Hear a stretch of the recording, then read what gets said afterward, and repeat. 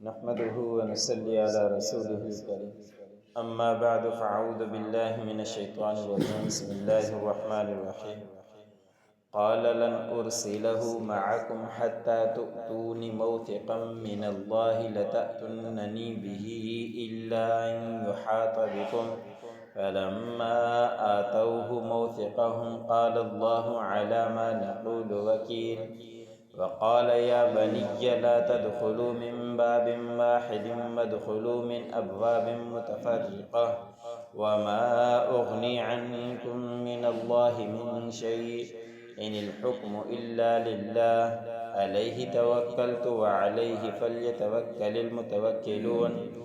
ولما دخلوا من حيث أمرهم أبوهم ما كان يغني عنهم من الله من شيء إلا حاجة في نفس يعقوب قضاها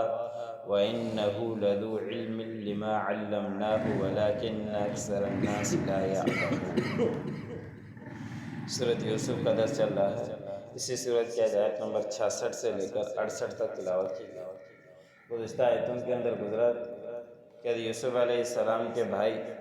اپنا سامان لے کر جو پونجی کچھ دی تھی اور جو قحط سالی چل رہی تھی کچھ غلہ لے کر اناج لے کر اپنے والد کے پاس پہنچے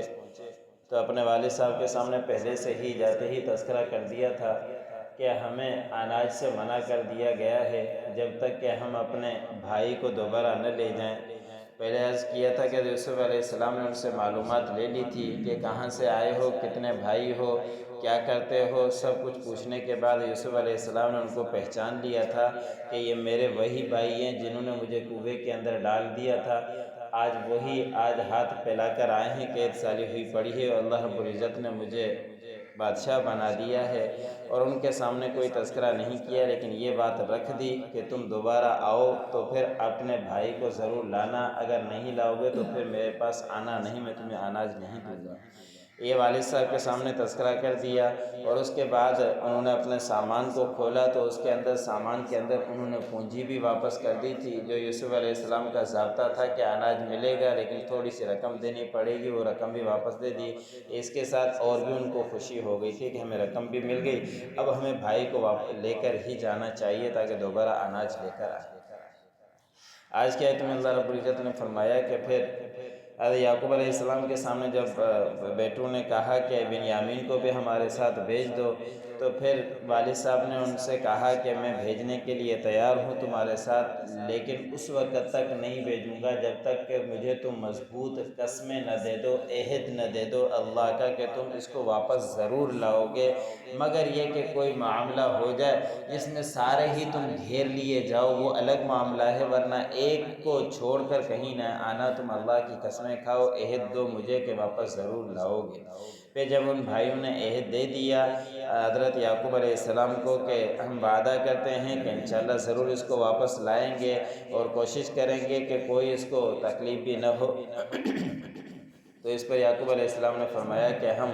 جو بات کر رہے ہیں کہہ رہے ہیں اللہ اس کے اوپر نگہبان ہیں، اللہ کو ہی نگہبان بناتے ہیں، اور آپس کی باتیں یہ طے ہو چکی۔ اس کے بعد حضرت یعقوب علیہ السلام نے اپنے بیٹوں کو ایک نصیحت کی، وہ نصیحت ایک اپنے ہی فائدے کے لیے تھی، ورنہ اگر اللہ رب العزت کا اس کے اندر کوئی معاملہ نہیں کہ کوئی معاملہ ہو جائے۔ حضرت یعقوب علیہ السلام نے فرمایا کہ میرے بیٹو تم جب وہاں داخل ہو مصر کے اندر تو ایک دروازے سے داخل نہ ہونا بلکہ تم داخل ہونا متفرق دروازے سے، جو الگ الگ دروازے ہوں وہاں سے داخل ہونا، اور میں تو تمہیں کچھ بچا نہیں سکتا اللہ سے کسی چیز کے اندر بھی، جو معاملہ اللہ کی طرف سے ہوگا وہ ہو کر ہی رہے گا، بس میں تمہیں ایک بات کہہ رہا ہوں کہ تم الگ الگ دروازوں سے داخل ہونا، سوائے اللہ کے اور کسی کا بھی فیصلہ حکم نہیں چلتا، میں اسی کے اوپر بھروسہ کرتا ہوں، اسی کے اوپر بھروسہ کرنا چاہیے مومنین کو۔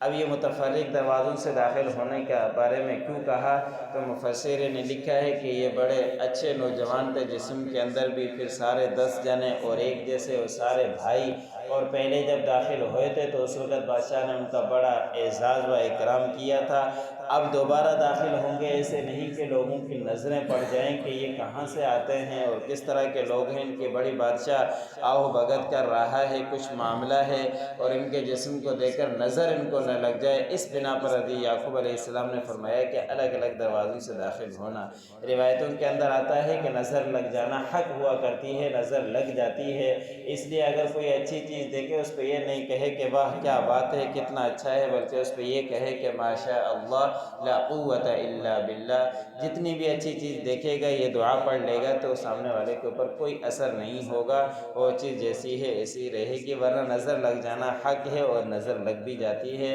اور صحابہ کے دور کے اندر بھی اس طرح کے واقعات ہیں۔ کسی صحابی کو بھی کسی شخص نے ایسے کہہ دیا تھا کہ کیا جسم ہے آپ کا، تو اس کو نظر لگ گئی، اس کو سخت بخار چڑھ گیا تھا، پھر نبی کریم صلی اللہ علیہ وسلم نے ایک عمل فرمایا، اس کے بعد اس کو وہ بخار اتر گیا تھا۔ تو نظر لگ جانا حق ہے۔ یعقوب علیہ السلام نے صرف اسی لیے یہ کہا کہ بچوں کو نظر نہ لگ جائے، اس لیے الگ الگ دروازوں سے داخل ہونا۔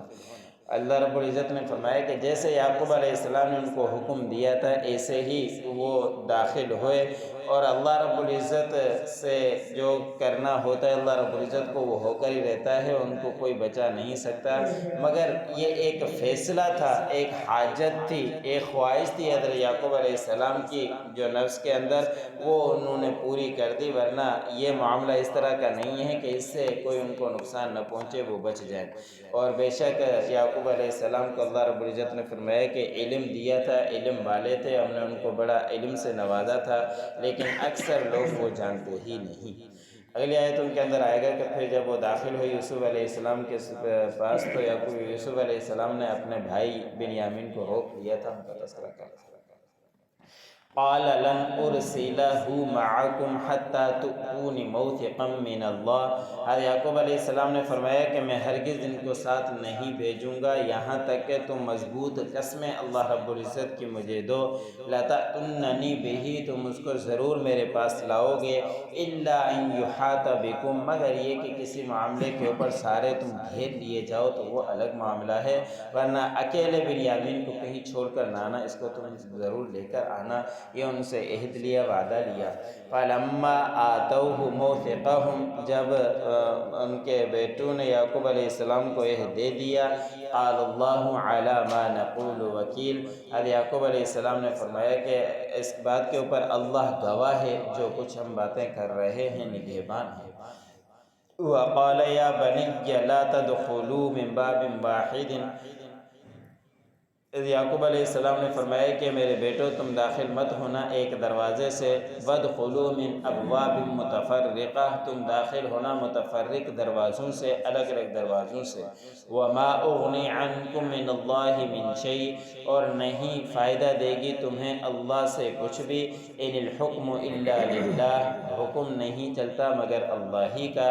علیہ توکلت، میں اسی کے اوپر توکل کرتا ہوں، بھروسہ کرتا ہوں، علیہ فلیتوکل المتوکلون، پس اسی کے اوپر بھروسہ کرنا چاہیے بھروسہ کرنے والوں کو۔ فَلَمَّا دَخَلُوا مِنْ حَيْثُ أَمَرَهُمْ، پس جب داخل ہوئے وہ جہاں سے ابو نے والد نے ان کو حکم کیا تھا، مَا كَانَ يُغْنِي عَنْهُمْ، نہیں انہیں کچھ فائدہ دیا اللہ سے، مِنْ شَيْءٍ کچھ بھی، إِلَّا حَاجَةً فِي نَفْسِ يَعْقُوبَ قَضَاهَا، مگر یہ کہ یعقوب علیہ السلام کی دلی ایک خواہش تھی جس کو اس نے پورا کر دیا، وَإِنَّهُ لَذُو عِلْمٍ لِمَا عَلَّمْنَاهُ، اور بے شک یعقوب علیہ السلام علم والے تھے جو کچھ ہم نے ان کو علم دیا تھا، وَلَكِنَّ أَكْثَرَ النَّاسِ لَا يَعْلَمُونَ، لیکن اکثر لوگ وہ